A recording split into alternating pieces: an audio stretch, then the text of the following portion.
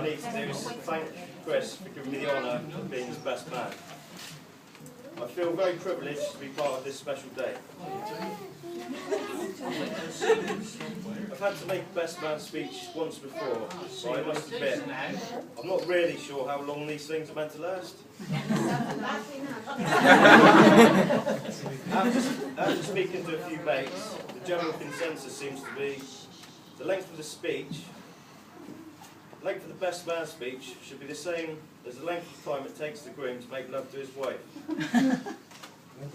So with that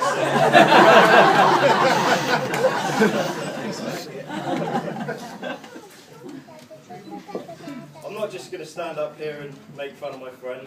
Life's too short. And so's Chris.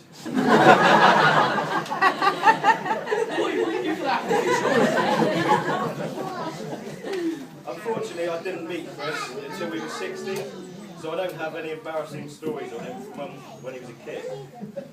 Fortunately, however, he's given me a fair amount of ammunition since then. One thing Chris and myself had in common is that we were both very shy. So to come out of our shell, we enjoyed the occasional drink.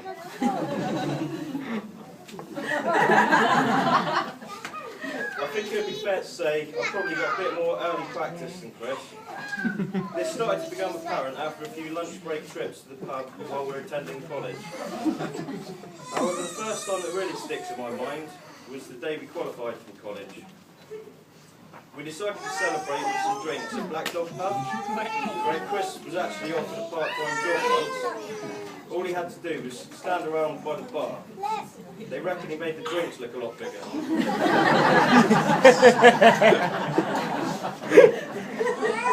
So the beer was flowing nicely, or in Chris's case, cider.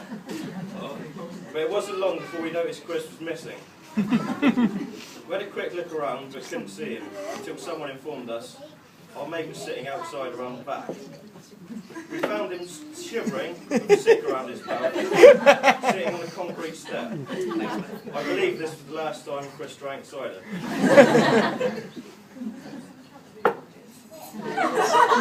That was a different occasion, Karen. So Chris and Carrie's big day is finally here.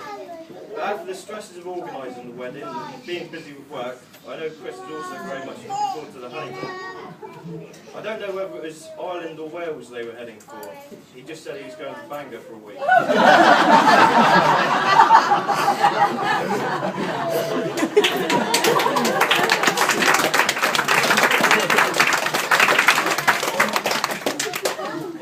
He's always been a bit naive when it comes to sexual matters. He actually believes Mutual Climax is an insurance company. As a matter of fact, he's generally been a bit naive over the years. Like the time I suggested he drive his Ford Fiesta for a river. He wasn't keen to start with, but when I told him I had been through with my Peugeot 106 the week before, he soon warmed to the idea. What I failed to mention was that we probably had 2 months of rain in that week. So he began driving towards the river and coolly asked me, "Keep it slow with high revs, yeah?"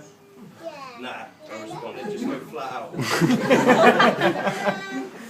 We entered the water with a great splash, but it was when we reached the halfway mark we ran into trouble.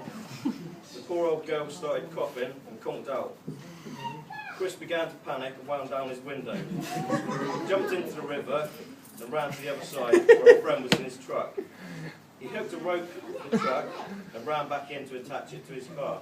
By this point, the footwells were starting to fill, and Chris's CDs and other objects were floating around. Chris jumped back in the window and gave the signal to pull. As the truck and rope moved forward, we stayed still. It seemed Chris failed to attach the rope. A demoralised Chris turned to me and said, "Bugger it," and opened his door, allowing the water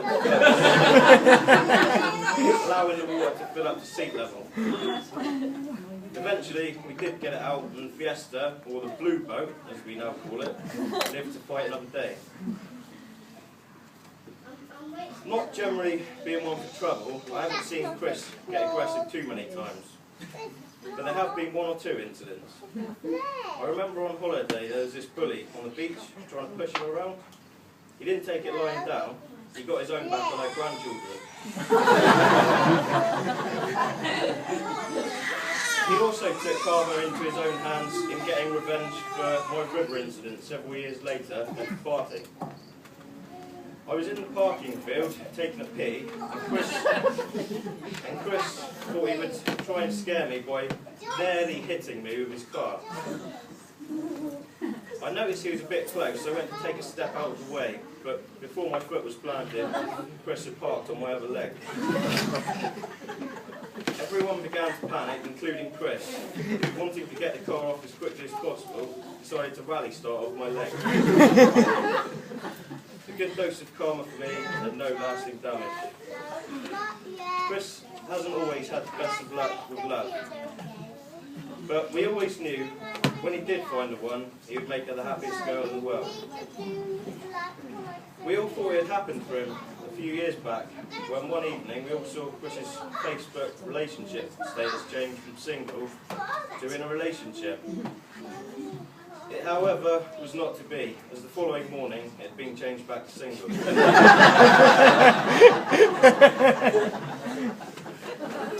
good job too, if you ask me, because else you may have never met Carrie. You don't need to spend too long with them to see what a great couple they are. I feel confident Carrie will never leave him. She spent far too much time training him. And from having the strength to stay together in the early stages of a relationship, when Carrie was working in Cyprus, the surprising but wonderful arrival of Sophia, it's clear for all to see you're made for each other. I'm sure everyone will agree how beautiful Carrie looks today. And what a wonderful job bridesmaids and everyone involved has done. Ladies and gentlemen, please join me and raise your glasses to Chris and Carrie.